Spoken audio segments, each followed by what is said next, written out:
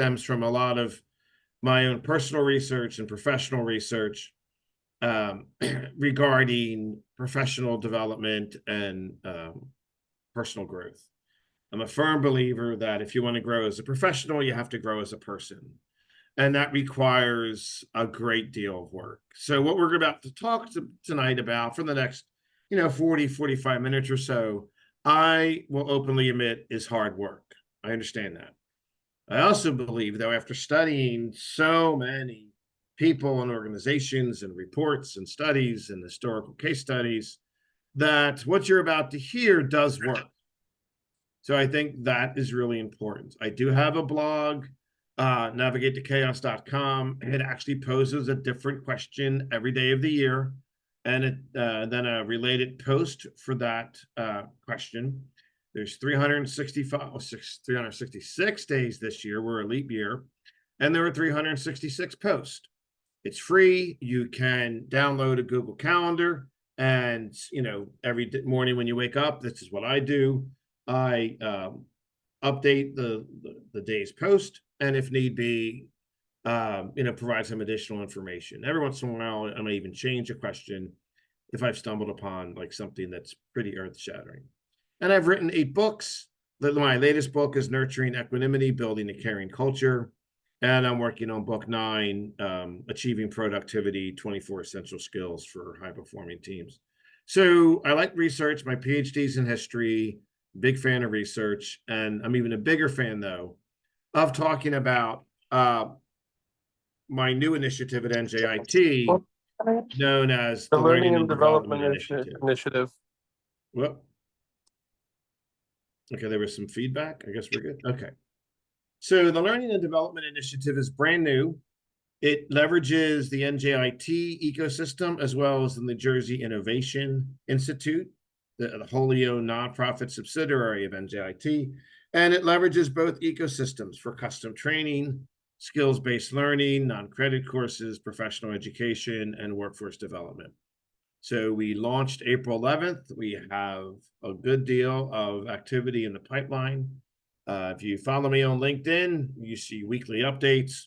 And Kate will also help spread the word about the LDI and send out information updates to the alumni as well. So more on that. So this is the last of the spring conversations. We looked at the growth mindset, the concept of positive uncertainty, leaving your comfort zone, improving your habits, and now tonight, practice self-care by letting go and forgiving yourself and others. So I personally, and once again, publicly thank Kate for her support. She does amazing work for the Highlander alumni. Really appreciate all the alumni that have attended one or more of these sessions.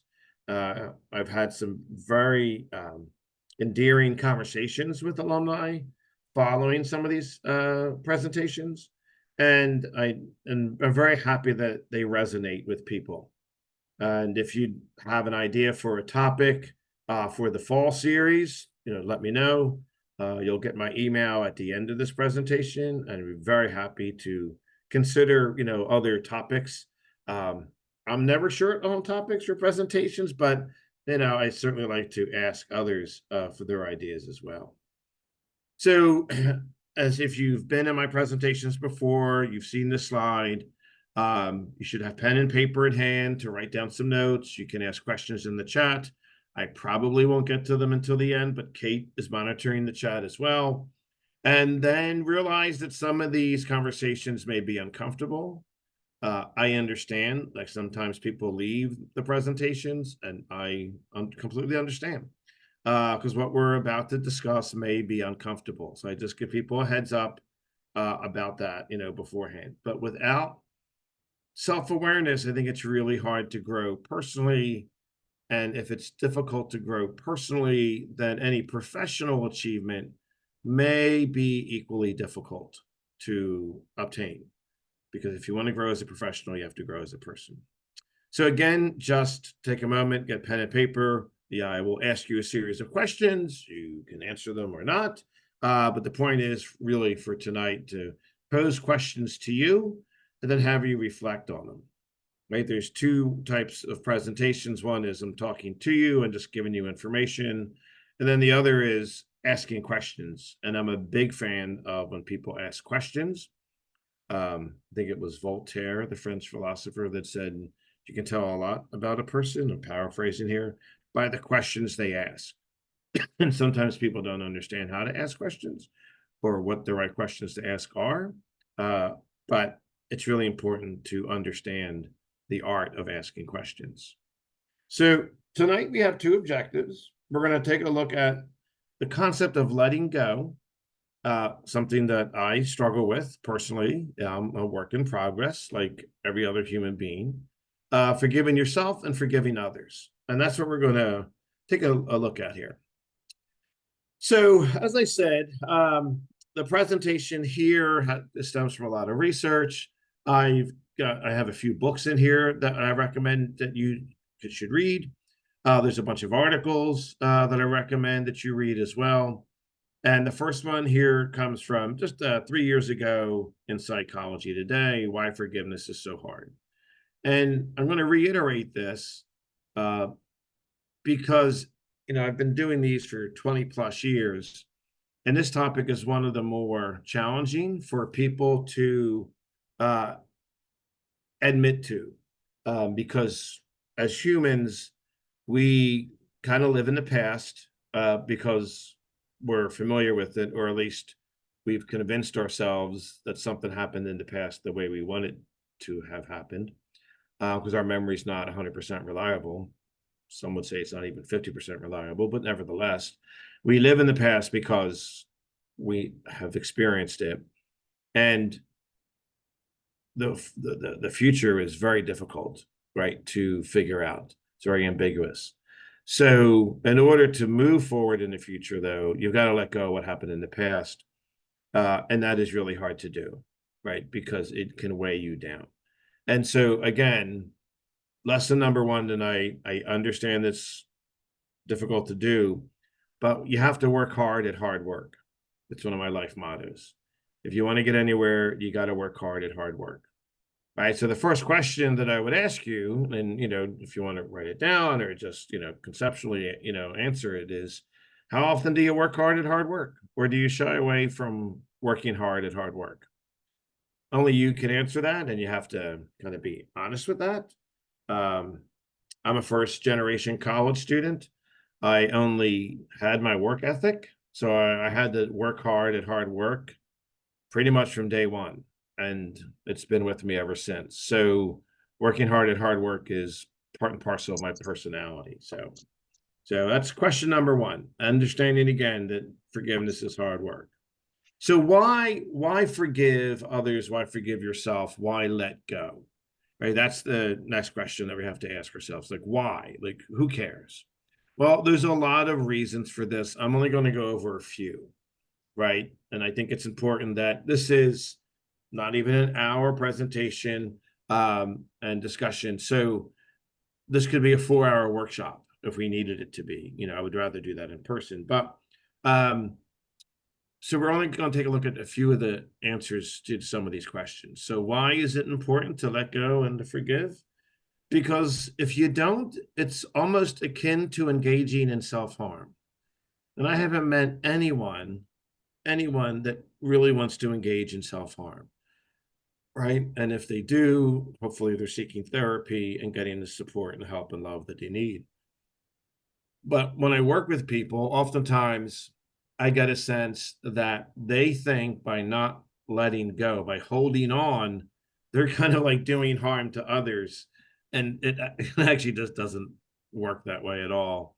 You're engaging in self-harm. So the next question I have for you is, how often do you engage in self-harm, right? By not letting go, by not forgiving yourself, by not forgiving others, right? I didn't say forgetting others, right? And there's a difference between forgiving and forgetting. Forgiving yourself and others allows you to let go, right? Forgetting is important, and we'll talk about that. So one of the academic studies I have for you tonight is a recent global study of close to 200,000 patients. It's from the United Kingdom. And basically, what they said at the end of the day is there's a strong correlation between your mental health and your physical health, right? And this was a meta-analysis of 19 different studies of 200,000 psych patients compared to a control group. And so what they said is that, or what they concluded on this meta-analysis, right, of close to 200,000 people with a control group of over 7 million, individuals with severe mental illness are almost twice, 1.84 times, as likely to report physical multimorbidity, emphasizing the critical importance of addressing the intersection between mental and physical health. So when people say, well, why should I let go? I can't let go. Someone wronged me. I was, stabbed in the back. I was taken advantage of. Okay. Well, this study demonstrates pretty clearly that if that impacts your mental health by not letting go, not forgiving yourself, not forgiving others, by holding on to the grudge, right? Holding on to the past, not being able to look forward. If that has a negative impact on your mental health, there is a strong possibility that mental health condition will show up elsewhere in your body as a physical comorbidity. And that's something that as you get older, you really can't afford to do. But the caveat is, right, as we get older, and I'm getting older, I mean, I know I look young, but I'm getting older, everybody. As you get older, you have more life experience. And if you have more life experience, you have more interactions with people. And if you have more interactions with people, you probably have more opportunities to be wronged, right? To be taken advantage of, to be stabbed in the back. So the reason why there's, the angry old person syndrome out there is because as we age, our tolerance for letting go and forgiving is challenged so often, a lot of people just give up, right? And hold on to that. And that's really unfortunate when I see that. And the evidence is pretty clear. You don't want to hold on to that as you get older because your body's already going to start to show signs of wear and tear. The last thing you want to do is pile more stress on top of an already aging body. No one's going in the other direction, right? I am not the same body I was 10, 15, 20 years ago, but I certainly have a lot more life experience. And yes, I've been, stabbed in the back, probably just like all of you. And I've been learning to letting things go because you can't move forward. And I just had my blood work done the other day. All my blood levels are good. I feel very good. I'm in good shape. But it's a constant work in progress. So this is really important to understand. Fact number one, the correlation between your physical and mental health. You want to let go and forgive so that you have at least a better shot at good mental health. Second thing, you want to not hold on to grudges and resentment. And I just love this. This is from a psychotherapist, Angelina Buttmeyer. It's like drinking poison and expecting the other person to get sick. Like no one's thinking about you. Like it would be nice if everyone revolved their world around you, even though you felt wronged and you think they're thinking about you. Yes, not their evidence is pretty clear that they're not. So the next question is, how often do you hold on to a grudge or resentment? And again, if you're doing this, you're allowing someone, right, to rent space in your head. It's another analogy that I could have used. And I don't know the benefit of it. Again, when I work with people or do these workshops, I will often ask point blank, okay, whoever, Susie, you're holding on to a grudge. How is that helping you? Can you write out 3 ways it's helping you? And they can never do it. Like it's impossible to do because it's like drinking poison and expecting the other person to get sick. I love that analogy. What we want to do it because it makes ourselves feel good that we're getting back at the other person. You're not getting back at anyone but yourself. But our ego is in the way, right? Our ego is so strong, right? We're educated people, we're well-read people, we're successful people. And how dare someone wrong me? Oh, I tell people, well, just get over yourself. Like everyone gets wronged. I don't know what to tell you. Just get over it. what I have learned in my decades on this earth is I'm so busy looking forward, right? You go where your eyes are. You go where your eyes are. So if you're constantly looking in the rear view mirror, you can't go forward. I'm looking years ahead, years ahead, years ahead. Where do I want to go? How do I want to get there? This holding on to a grudge and this resenting isn't really going to help me. So again, adding to the fact of why you don't want to hold on. Second reason is why you want to let go and forgive, because not forgiving yourself is akin to withdrawing love from yourself. So the first answer, right, was all about the relationship between physical and mental health. You want to let go to improve your mental health, to then improve your physical health. This, looks at, well, wait a minute, if I'm not forgiving myself, am I withdrawing love for myself? And it's really difficult to love others if you don't love yourself, right? I mean, this is like human relationships 101. So you have to ask yourself, well, and this requires an honest level of self-awareness. Have you ever withdrawn love from yourself? Have you ever caught yourself not loving yourself? And that is really, really hard to answer, because just think of what you have to then tell yourself. I better love myself more. So one of the things, and this is really good to talk to Highlander alumni about because you're all, wildly successful, is this is an important question that's related to withdrawing love from yourself and not forgiving yourself. How often are you beating yourself up for failing or not pushing hard enough? Right now, I grew up in Philly. You can probably tell there's an accent. First generation college student, college graduate, right? Master's, PhD. I only understood the concept of pushing hard. That's all I understood. Push hard, don't take a day off. Push hard, don't take a day off. I worked full time with the PhD, got married, had 2 kids, literally wound up. I'm a perfect example of what not to do. I literally wound up in the hospital twice in a row, 2 Christmases in a row, completely dehydrated and exhausted because I pushed for 12 months and then collapsed, pushed for 12 months and then collapsed. And luckily, my wife knows how to talk to me. And if so, I did calm down a little bit, but I had to get through the PhD because there was no going back. I was going to finish it, and I did. But it took a toll on my physical health, like literally a toll on my physical health. So I was a terrible example of doing it the wrong way. They said that she was asking me What? Friday or Saturday. The 3 days will end on Like someone's on, not on me? Friday, right? What? So Friday was, I said Saturday. Saturday. I think Benjamin's on, not on mute. We were supposed to go to my nephew's graduation on Saturday in the evening. Oh, so can I reschedule? What time did you? 2. Are we good now? Oh, I think we're good now. Yeah, sorry about that. That's okay. So this is an important question to ask yourself. Like, you didn't get to where you're at in life by not pushing hard enough.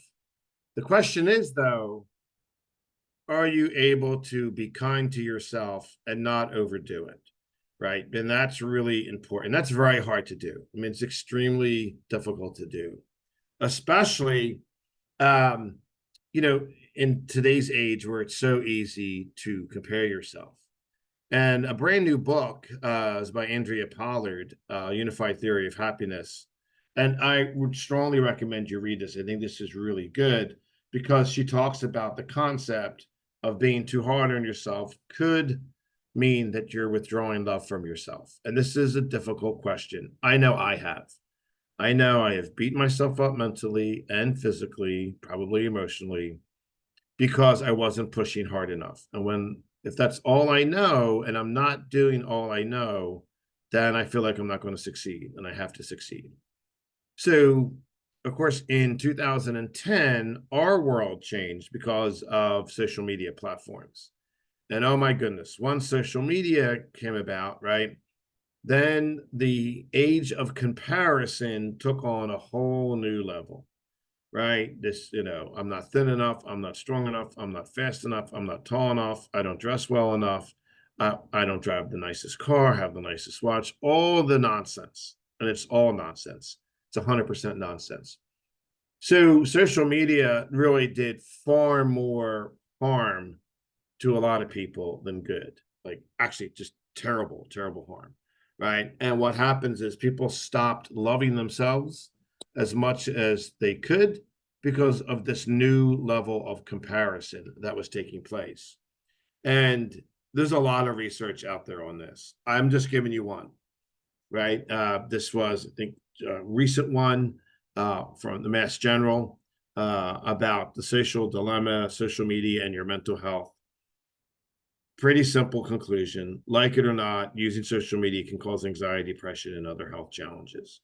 So the question is, do you want to be healthier? And if you want to be healthier, you have to engage in letting go and forgiving yourself and others. And if you're on social media comparing yourself to others, is that really the best way to treat yourself? Like, I mean, I will never have a six-pack, probably never did, and I don't care. Like, it just doesn't matter, right? So, but for some people, it really matters. In fact, that's all they know. And they constantly compare themselves to others on social media. So I think that's really concerning to me. This really is dangerous for young women who compare themselves in terms of weight. It's called thinspiration. Thinspiration is actually it's a situational condition because of social media, and that's very harmful to young people. So you got to ask yourself seriously, like how often you spend comparing yourself to others on social media, because then you're withdrawing love from yourself, and then you can't forgive yourself if you're doing that. So please be kind to yourself. And then the next reason tied to that first, the second one is because not forgiving yourself prevents you from maintaining peace and equanimity. And equanimity is one of my favorite words. It's why it was in the title of my last book, Nurturing Equanimity, Building a Caring Culture, right? And in today's world where there's nonstop noise, you know, how many times, I think people on average look at their cell phones over 300 times a day. I'm probably guilty on some days, especially when I'm working. On the weekends, not so much. But how much peace and equanimity are you building into your life? And are you doing it intentionally? And there are times when my day is so busy. I'm fortunate. I have an office. I can shut the door and I just literally put my head down for a few minutes. And I need a few minutes just to get balanced, just to maintain peace. I got emails. I have text messages. I have voicemails, right? I have Zoom calls. I have emails, right? 3 different email accounts, right? I have Teams messages. Like it's all over the place. And sometimes it's just a little too much. And I know I intentionally want to create some level of equanimity or balance. So I build that into my day. It's not long, just a few minutes, but it allows me to get centered. And I do a lot of meditation every morning. I do yoga. I work out every single morning to start the day with some level of balance. And I think that's very important. So the next question is, how often do you maintain peace and equanimity with yourself? And the answer may be not much at all. I have kids to take care of. I have parents to take care of. I have animals to take care of. And I had all that and still do. When people use those words, though, with me, and they say they don't have the time to maintain peace and equanimity, I do get a sense then that they're either a martyr or withdrawing love from themselves. So I don't say, well, can you manage your time better? I will often say, well, are you comfortable withdrawing love from yourself? And they often look at me like I have 3 heads. And I will say, well, that's what you're doing, right? Like you can't find 5 minutes just to decompress somewhere. Go in the bathroom for 5 minutes. No, my kid's following me in the bathroom. And you hear, so when I, pepper people with questions and they keep coming back with rationalizations or excuses, I kind of stop talking to them because they're not open to hearing me. And that's okay. Which just tells me that they're not serious about it at this point in time. maybe at a future point in time, they will get serious about helping themselves. Because again, all I really do is ask questions. I'm not going to tell you how to live your life. Be kind, be nice to yourself, be nice to everyone, go live your life. I'm not going to tell you what to do or how to do it. I will just ask questions. And oftentimes people either really like my presentations because I just ask questions that they haven't been asked, or they don't like me at all because I'm asking questions that they've never been asked. And either way is fine. It really is. So the next study I give you comes from Stanford.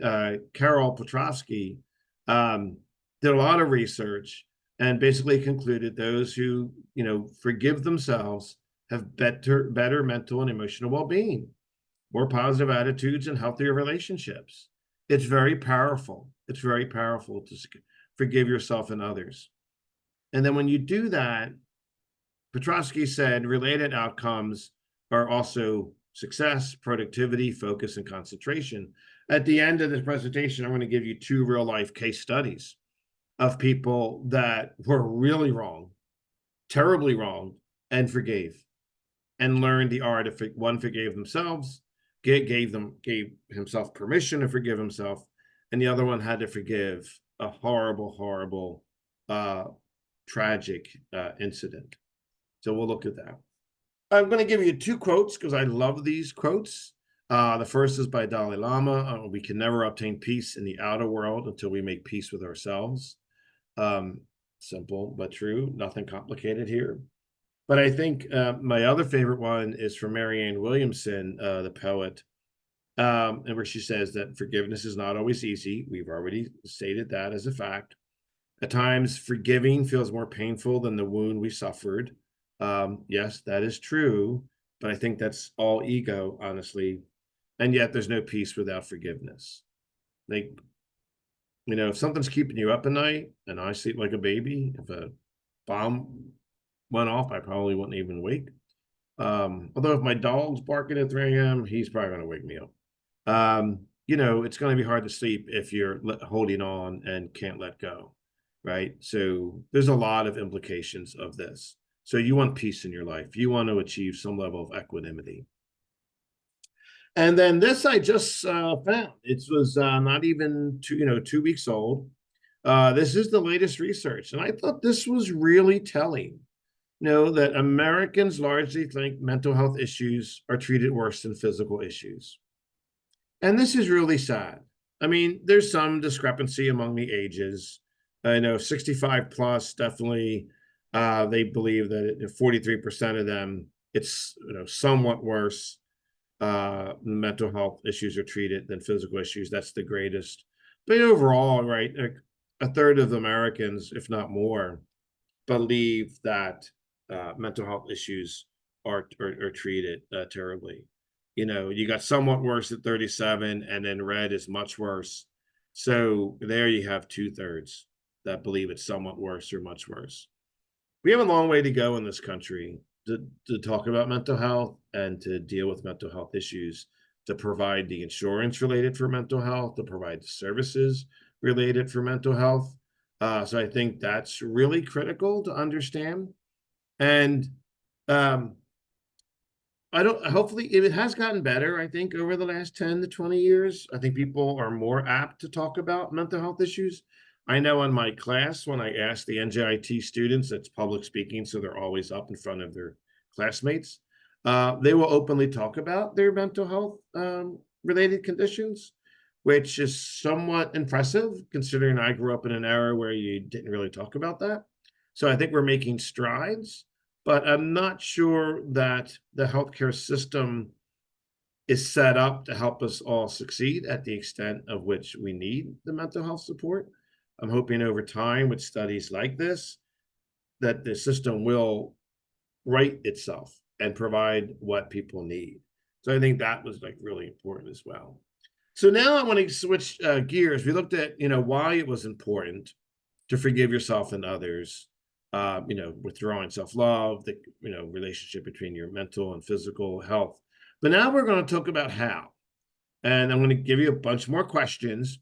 And I think some of these are fun. I think some, again, a lot of this is poignant, and it's important to write down and ask yourself, okay, for example, how can you let go and yourself and forgive yourself and others?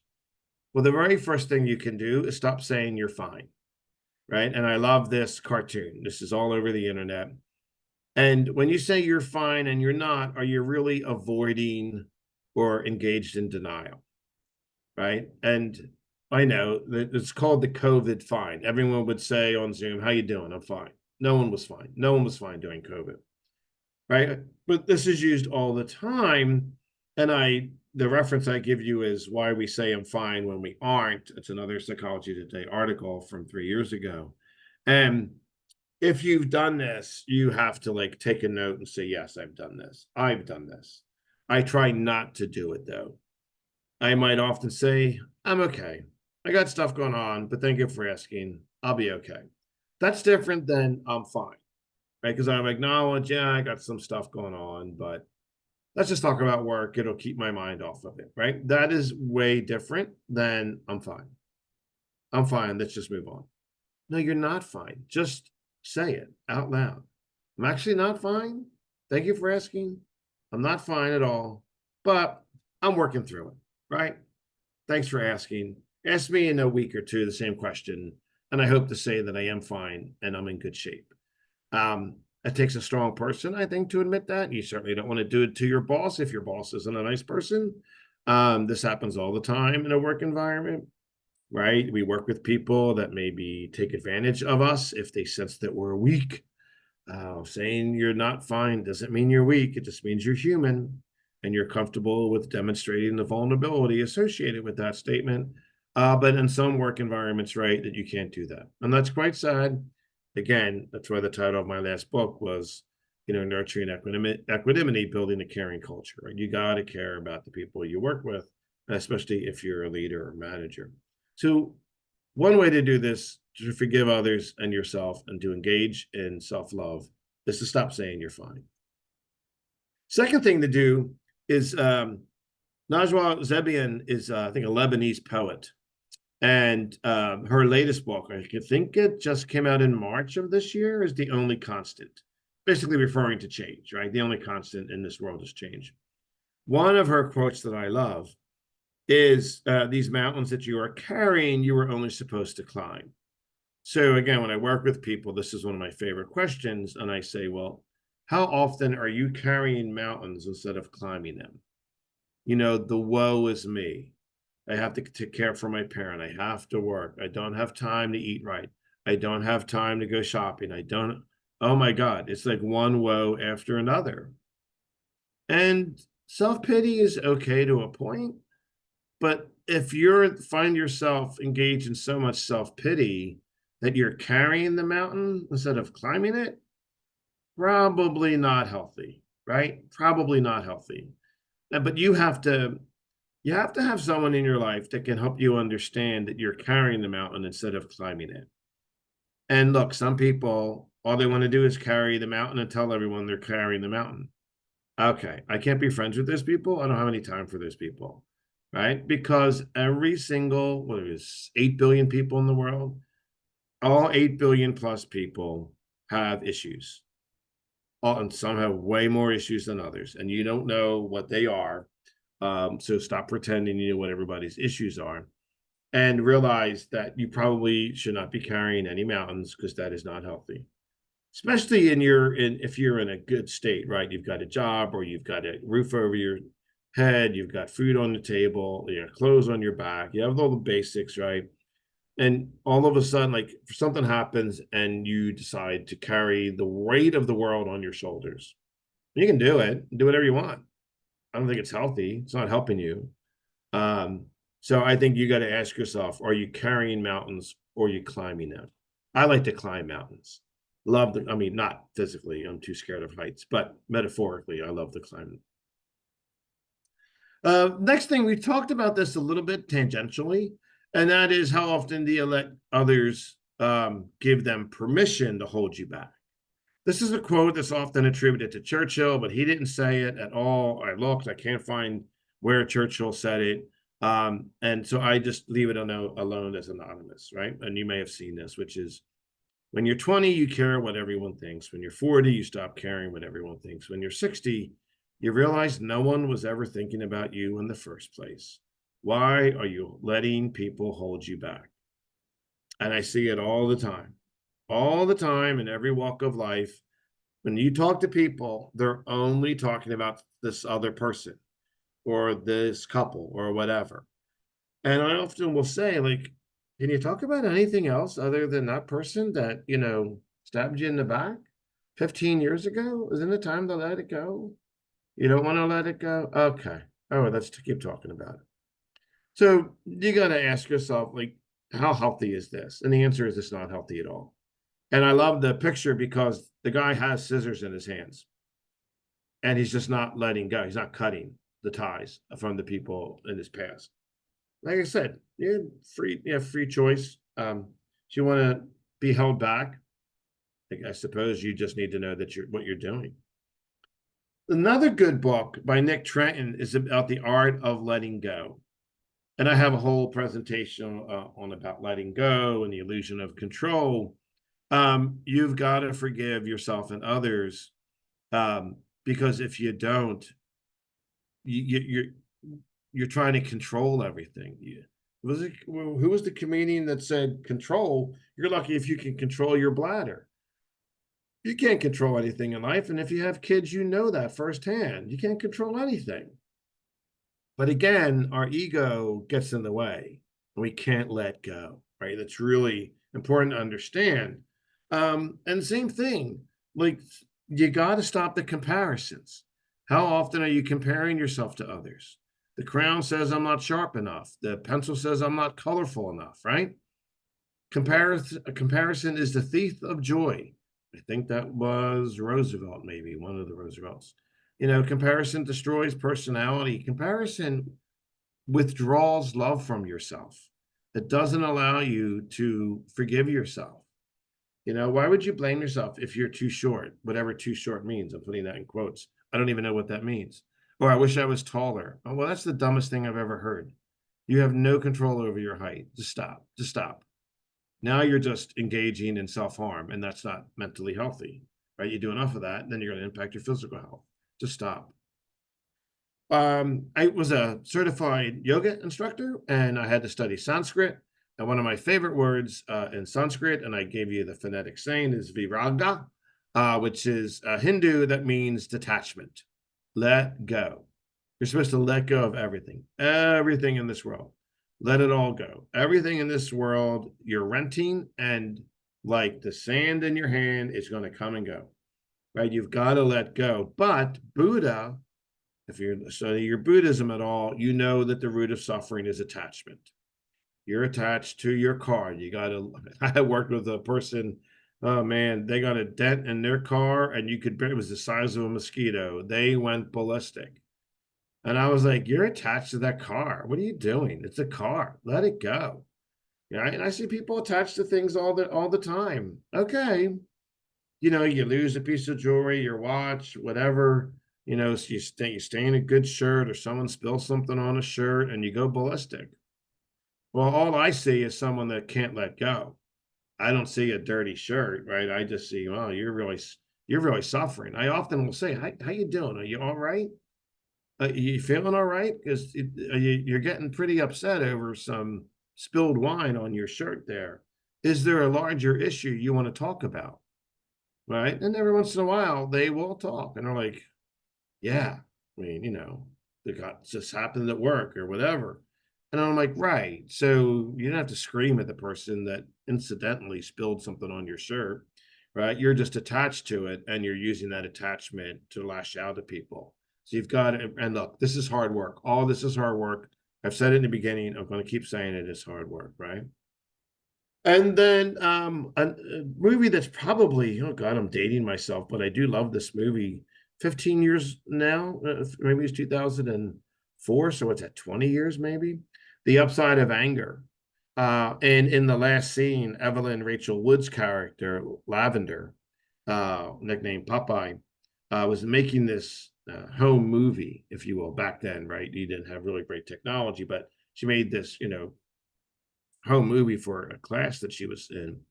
And this is the monologue. It's a voiceover, towards the end of the film. And we'll read it together here a little bit. Anger and resentment can stop you in your tracks. It can change you, turn you, mold you, and shape you into something you are not. As we said earlier, right? It's going to impact your mental health, which in turn impacts your physical health. The only upside to anger then is the person you become. Hopefully, the person you become is someone who wakes up one day and realizes they're not afraid to take the journey. And I would add, not afraid to take the journey because they let go. They forgave each other, they forgave themselves, they forgave others, and they let go. And then that anger leaves a new chance at acceptance and the promise of calm in its wake, that equanimity. And it's virtually impossible to achieve calm in its wake or equanimity if you're holding on. So I'm going to end here with two case studies. The first one, I don't know if any of you know this person, right? This is the actor John Hamm. And what we're going to do is take a look at his life. And he had to forgive himself. He gave himself permission to let go of a dream. And when he did that, his entire life changed. So he's born in 1971. His parents divorced when he's 2. His mother dies when he's 10 years old, and it's a horrific story. I heard him tell his life story on a podcast recently, and it just brings you to tears. Graduates high school, then his father dies. So he's in college. He's an orphan at 20 years of age, right? And he's bouncing around. Luckily, some of his friends' mothers took care of him and treated him like a son. And he graduates the University of Missouri with a bachelor's in English in 1992. So despite all that, he is able to get through college somehow. And so what I do with these timelines is kind of give you the ups and downs of someone's life. And he said, losing both parents at a young age gave me a sense that you can't really control life. See what we talked about earlier. You can't control anything. He learned that by the time he was 20. So you better live it while it's here. All you can do is push in a direction and see what comes of it. And that's a brilliant sentiment, right? Just push in a direction and see what comes of it. So he's not sure what he wants to do with his life. So he teaches English, for a year. And then Paul Rudd, fellow actor, and he were friends. And I think with $200 and a broken down car, he drives out to LA from St. Louis. I think that's where he was from. And from 1995 to 2006, so it's at 11 years, he has an agent, but he looks old for his 20s, and no one wants to hire him because he doesn't look right for a lot of the parts. Like a 24-year-old, 26-year-old shouldn't look like a 45-year-old. So he really had a difficult time getting constant good work. And so what he said after he was let go from the William Morris agency, he didn't have an agent. It wasn't for very long, though. What happened was he said, and this is all verbatim, he gave himself permission to go back and do something else. He said, you either suck that up and find another agent, or you go home and say you gave it a shot, but that's the end of that. The last thing I wanted to be here was one of those actors who's 45 years old with a tenuous grasp of their own reality and not really working much. So I gave myself 5 years. I said, if I can't get it going by the time I'm 30, I'm in the wrong place. He gave himself permission to let go. And as soon as I said that, it's like I started working right away. Right? It was like the universe heard him give himself permission to say, if I can't make this work, I'm going to go do something else. And then he got an agent and landed on Mad Men. He got the role as Don Draper in Mad Men at 36 years of age in 2007. And the rest, they say, is history. But it took him, 14 years from the time he graduated college to land Don Draper. And he gets that role primarily because he was an orphan and knew pain. Like he knew bitter, sharp, biting pain.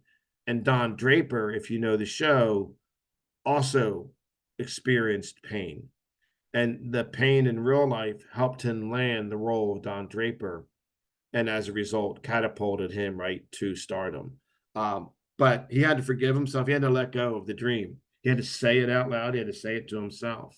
I think that's important. And the second one comes from John Dorenbus. Sorry if you're a non-Eagles fan, Philadelphia Eagles, NFL team. I'm from Philly, so my team go Eagles. When Dorenbus was 12, his father killed his mother.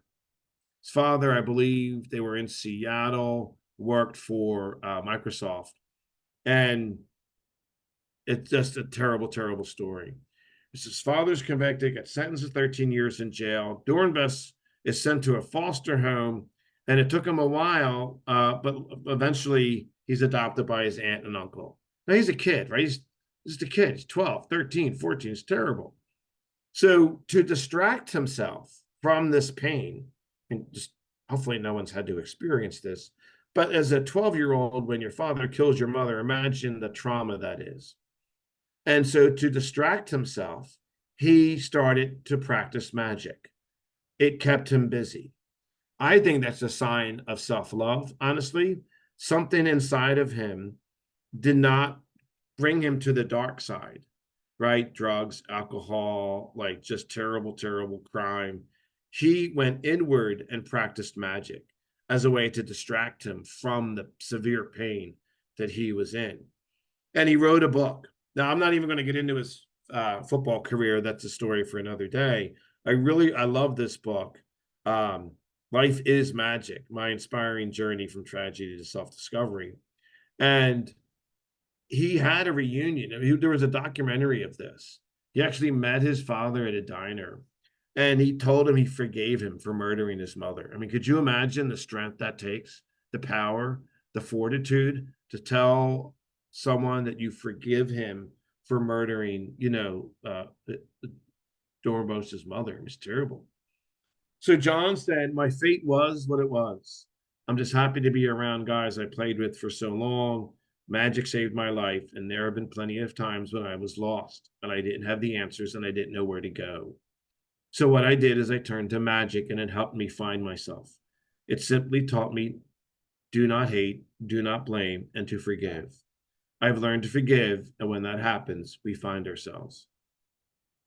And there's one more quote that I'll give you to end, because the Dorenbos's story is just so inspiring. It's one of the more inspiring stories you're going to hear. And I want to end this on this note about forgiveness because it's tied into what I've already talked about for the entire presentation. Dorenbos wrote, let me tell you, I have spent my entire adult life thinking about forgiveness, and it is deep. Want to get healthy? Let go of whatever albatross has been weighing you down. There is a whole body of research, and I gave you some of it, out there that points to how transformative forgiveness is. Forgiveness helps reduce the stress we put on our immune and cardiovascular systems. So, is it hard work? Yes. Do you have to work hard at hard work? Absolutely. Is it really challenging to forgive yourself and others? Yes, it is. So these are the questions that we talked about tonight, and this is recorded. The presentation is available to you. And I would take some time and just, spend it with yourself and ask yourself, these questions. With the last two, how often do you remind yourself to be unattached and let go? And if you find yourself not letting go, why is that? How often do you remind yourself of the acceptance and calm available if you do engage in forgiveness? And if you don't see the calm that's available, that's probably a sign that you have to work on something. As someone that's been in therapy, I can tell you it's wildly helpful and therapeutic, and it allows you to talk through a lot of these things with a trained professional. I think that's really important. A lot of successful people engage in therapy because they know the power of letting go, and more importantly, the importance of loving themselves through really difficult situations. So and once again, thank you, everyone. I hope you have a wonderful summer. My email is there. Look in the chat now. Or Kate, if you have any, comments or thoughts or questions or anybody, I want to thank you all for joining, and I really appreciate everyone, and their attention. Well, thank you, Marlon. I appreciate everyone's comments here. Excellent. Yeah, Thank you, Michael. We have sure. about 5 minutes left. So if anyone has any questions for Michael or Dr. Edmondson, I should say, Michael's. feel free to either unmute yourself or type in the chat. Yeah. I have a question. Sure, Roberto. How are you? Good. I was so looking forward to this session. It's a shame it's the last one, but I'm glad you're doing more in the fall. Yes, thank you very much. I appreciate that. Yes, it has been great. Thank you. So a lot of these ideas I've understood or thought about, and I love how you presented it. I guess one of the things I struggle with is how do you know when? Well, I understand you need to let go, but Right. when do you speak up? When do you confront the situation? When do you tell someone whatever is wrong or whatever's up? Like that's the part that I struggle with, right? Do you speak up, or do you just say, okay, that's it, and let it go? Yeah.